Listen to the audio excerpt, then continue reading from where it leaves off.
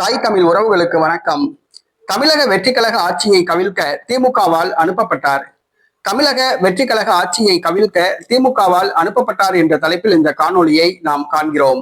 2026 தமிழக சட்டசபை தேர்தலில் தமிழக வெற்றிக்கழகம் மாயாஜாலம் நிகழ்த்தியது. ரீல்ஸ் போட்டு ரீல் விட்டு குழந்தைகளை ஏமாற்றி ஆட்சியை பிடித்தது.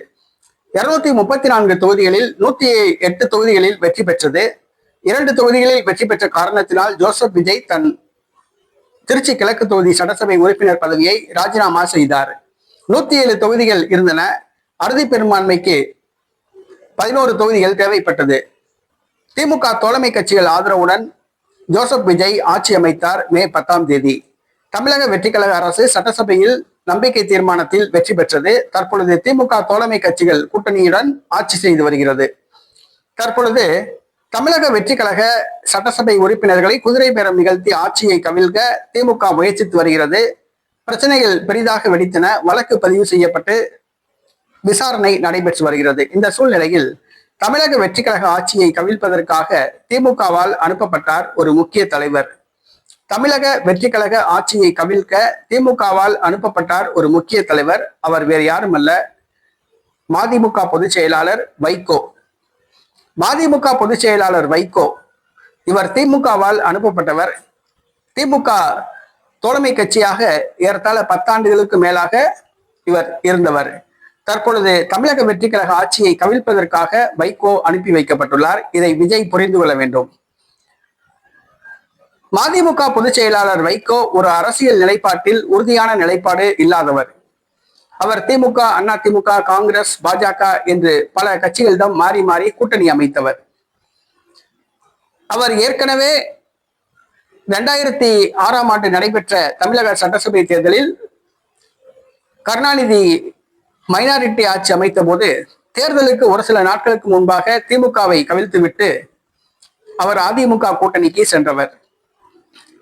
மேலும் விஜயகாந்த் தமிழ்நாட்டில் பிரபலமான ஒரு தலைவராக இருந்த பொழுது அவருடைய செல்வாக்கை சரிய வைக்க வேண்டும் என்பதற்காக ஜெயலலிதாவால் அனுப்பப்பட்டார் வைகோ.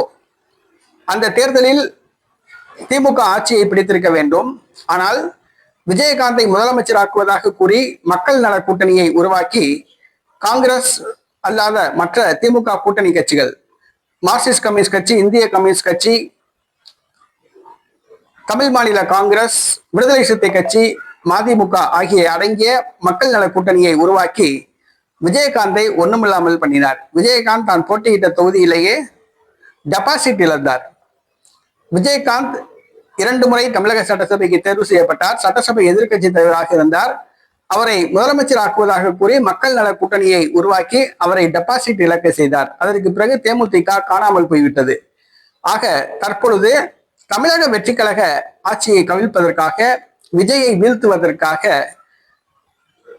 திமுகவால் வைகோ அனுப்பி வைக்கப்பட்டார். வைகோ தமிழக வெற்றி கழகத்தில் இருப்பது கரையான் பூச்சி மாதிரி, கரையான் புற்று மாதிரி அரிச்சு கொன்றும். அதான் உண்மை. வைகோவை நம்பி விஜய் அரசியல்ல ஈடுபட்டாருன்னா விஜய் காணாமல் போயிடுவாரு. தமிழக வெற்றி கழகம் தமிழக அரசியல்ல இருந்து காணாமல் போயிடும். ஏன்னா வைகோ ஒரு சகுனி. வைகோ ஒரு சகுனி. இதை விஜய் புரிந்து கொள்ள வேண்டும். வைகோவை முன்னிலைப்படுத்தி விஜய் அரசியல் செய்தால் தமிழக அரசியலில் விஜய் காணாமல் போவார் மட்டும் என்பது உறுதி. வைகோ ஒரு அரசியல் நிலைப்பாட்டில் உறுதியாக இல்லாதவர் என்பதை புரிந்து கொள்ள வேண்டும். தற்பொழுது திமுகவால் அனுப்பி வைக்கப்பட்டவர் தான் வைகோ என்பதனை தற்பொழுது விஜய் புரிந்து கொண்டால் அவருக்கு நல்லது.